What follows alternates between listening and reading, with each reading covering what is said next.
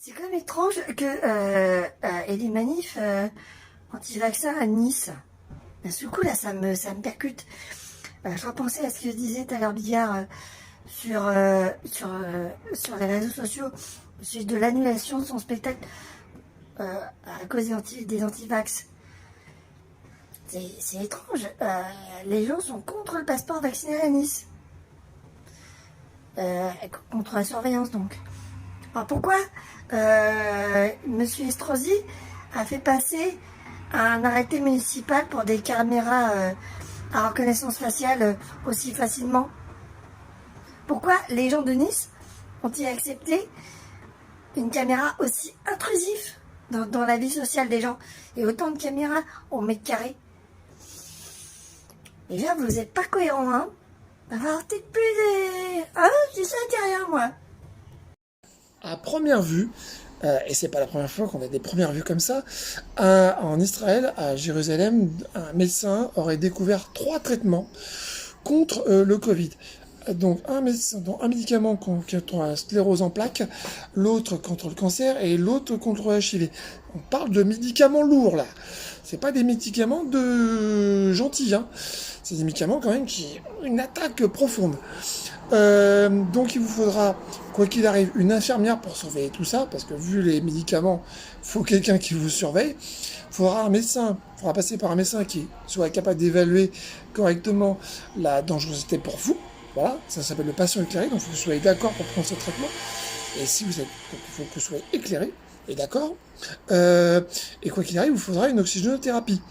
Donc, si c'est du HAD, il vous faudra une oxygénothérapie à la maison. Donc, c'est des machines maintenant auto qui créent de l'air tout seul. Il faut quelqu'un qui contrôle la machine. Il faut une infirmière. Il faut quelqu'un qui vienne vous aider. Et il faudra un médecin. Donc, quoi qu'il arrive, ça va coûter de l'argent. Jour, je crois bien qu'on n'est pas loin de 1000 balles. Si c'est hospitalisation standard, on est à 3000 balles. Et on compte pas le médecin, on compte pas le traitement, on compte pas le reste. Ça peut monter un peu plus. Maintenant, si vous passez par la réa, ça coûte 12 000 balles. On compte pas le reste, hein, juste l'hospitalisation standard. Si en plus un camion du SAMU vient vous chercher, il faudra payer. Et tout ça, en France, par chance, c'est la Sécu et votre mutuelle qui paye. On a de la chance, profitons-en par chance. Quoi qu'il arrive, il vous faudra peut-être de la rééducation après. Donc là, on parle de 3000 balles encore de rééducation, qui peuvent durer un temps. Sinon, un kiné à domicile, c'est moins cher, on est d'accord, c'est 25 balles par jour ou 50 balles par jour, ça dépend des kinés, mais bon, bref, voilà, ça dépend des tarifs. Quoi qu'il arrive, vous ne travaillez pas pendant ce temps-là, donc il faudra que soit la CAF, soit la Cotorep, soit un organisme d'État complète ou vous aide à recevoir votre salaire que vous ne recevez pas parce que vous ne travaillez pas. Et oui. Donc il y a des mécanismes, par chance, il y a encore des mécanismes d'État qui feront le boulot. Et si vous avez un Covid long, dans certains cas, vous pouvez passer à mi-temps thérapeutique, ce qu'on appelle. Donc travailler à moitié, pas toute la journée. Donc en plus, vous avez des compléments de salaire pour compléter votre baisse de revenus.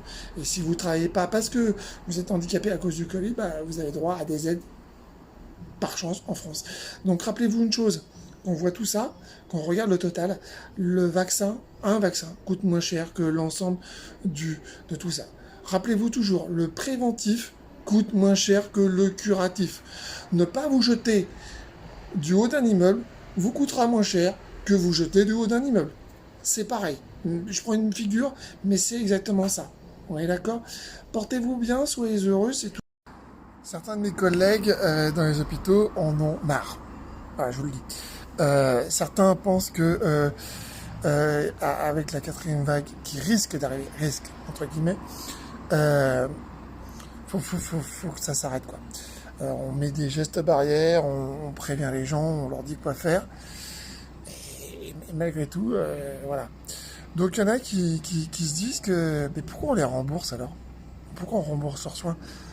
On ne devrait pas leur rembourser leurs soins, on ne devrait pas rembourser leur tout. Alors moi je suis pas pour. Parce que on vit en démocratie, que le principe d'égalité pour tous, moi c'est important.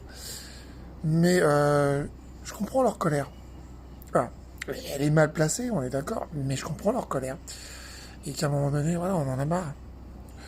On en a marre. Je vous le dis.